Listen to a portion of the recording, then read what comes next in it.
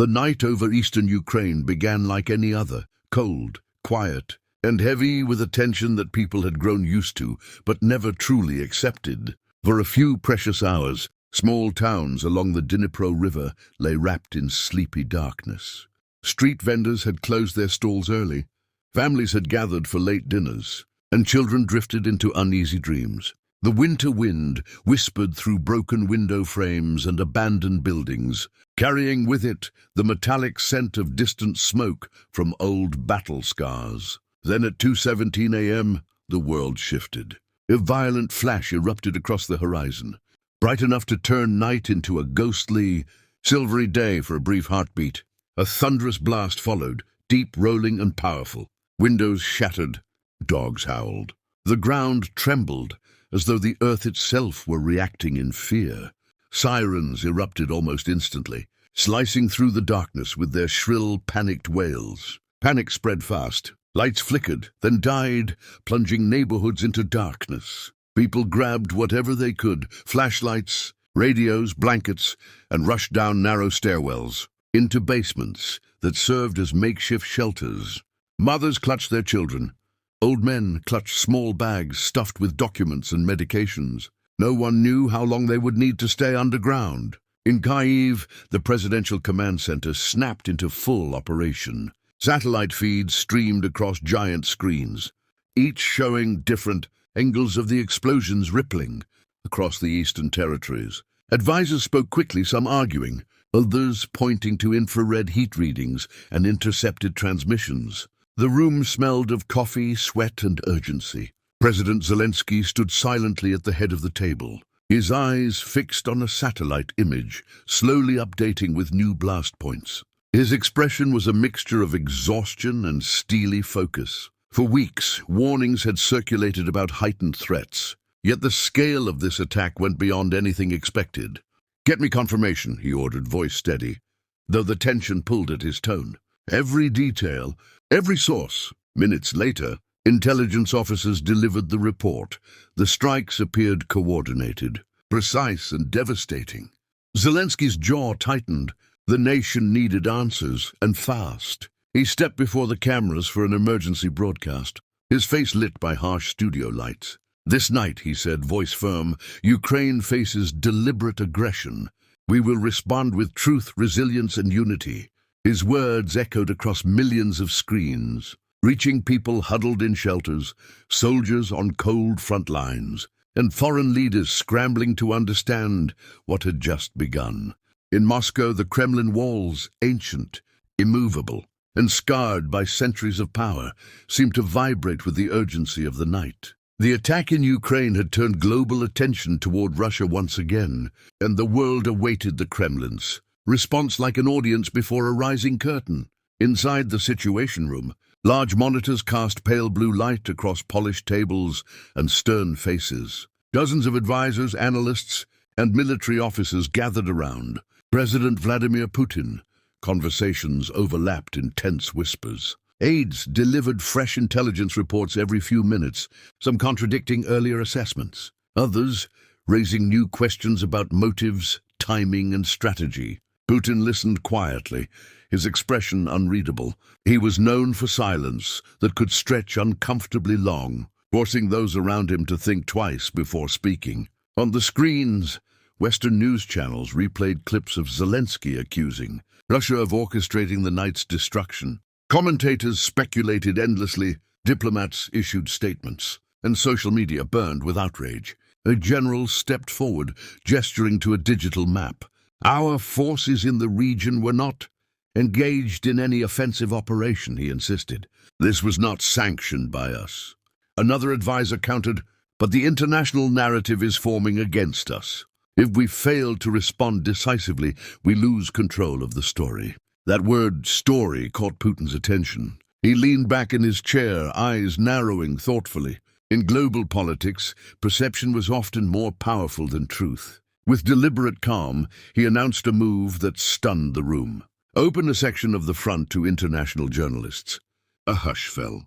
"Sir?" a spokesperson asked cautiously. "Let them come," Putin repeated. "American, European, Asian, doesn't matter.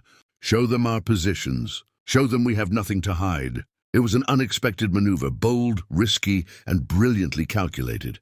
If executed well, it could shift global opinion, introducing doubt where certainty had begun to harden. Within hours, Russian officials coordinated with embassies, arranging controlled access for foreign media crews. Helicopters were fueled, translators assembled. A curated tour of the conflict zone was prepared with meticulous detail. "This will confuse them," muttered one advisor.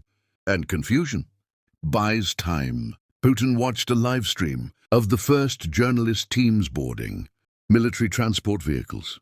"We do not win by shouting louder," he said softly. "We win by forcing the world to question what it thinks it knows." Outside, Moscow's cold night glittered under city lights, calm and silent, yet beneath the surface, the real battle had just begun. While leaders argued over narratives and responsibility, the reality on the ground in Ukraine unfolded with raw, unfiltered brutality. For ordinary people, the night was not about politics, it was about survival. In the industrial districts of eastern Ukraine, thick plumes of smoke curled into the freezing air, turning the night sky into a swirling mix of orange and black. Factories that once produced metal, machinery, and livelihood were now engulfed in flames. Firefighters worked tirelessly, their helmets shining with sparks as debris collapsed around them.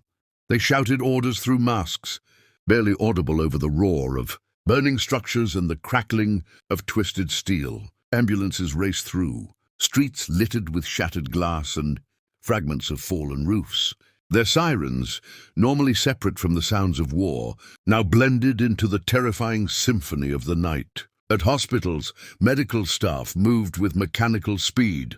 No time to think, no time to rest. Stretchers rolled in one after another, carrying people covered in dust, blood, and fear. Nurses stitched wounds while standing. Doctors performed emergency surgery without pause, and volunteers distributed water to families who had nowhere else to go. In underground shelters, dozens of families huddled together, their faces illuminated by dim flashlight beams. Children whimpered softly, trying to understand why the world above had turned into chaos once again.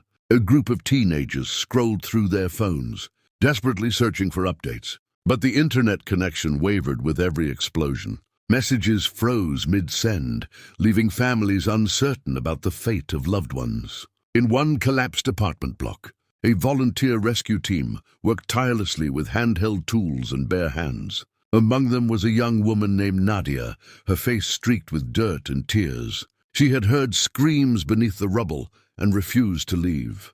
"Here, I hear someone!" she shouted. The team rushed to lift broken concrete slabs, their muscles trembling from exhaustion. Finally, they pulled out a frightened boy, no older than 8. As Nadia wrapped him in her coat, he whispered, "Where's my mother?" The question pierced her more sharply than any flying debris. Drones buzzed overhead, some scanning for further threats, others recording the devastation.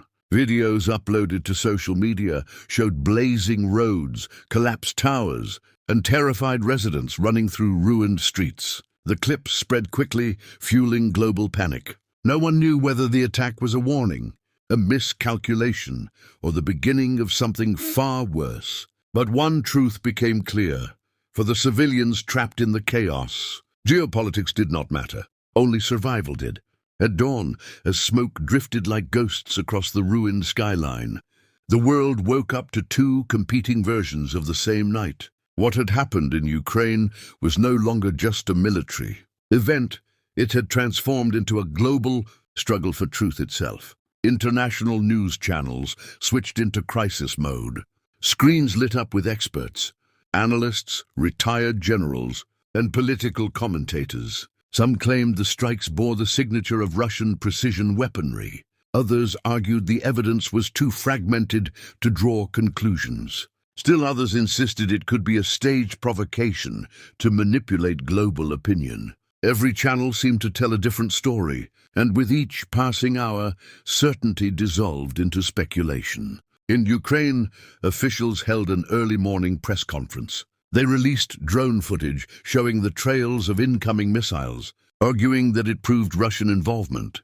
Ministers presented intercepted communications, maps and fragments of weapon casings. This attack was deliberate, a Ukrainian intelligence officer declared, and the world must respond. Across the border, Russia countered swiftly and aggressively. Their spokesperson appeared on state television, accusing Ukraine of manipulating data and staging scenes to generate sympathy. They displayed their own footage, journalists walking through Russian military positions, officers insisting their forces had not fired a single shot that night. "The truth is clear," the spokesperson claimed. "We did not attack. Ukraine is creating illusions." But many of the journalists brought to the Russian front grew uneasy. Some footage seemed authentic. Other scenes felt staged, too perfectly timed, too perfectly clean. One reporter whispered during a live broadcast, "Something isn't adding up here." Her comment went viral within minutes. Meanwhile, global organizations, NATO, the UN Security Council, the EU, scrambled to gather reliable data. An emergency meeting was called. Diplomats argued across long tables, each demanding more time, more evidence, more clarity.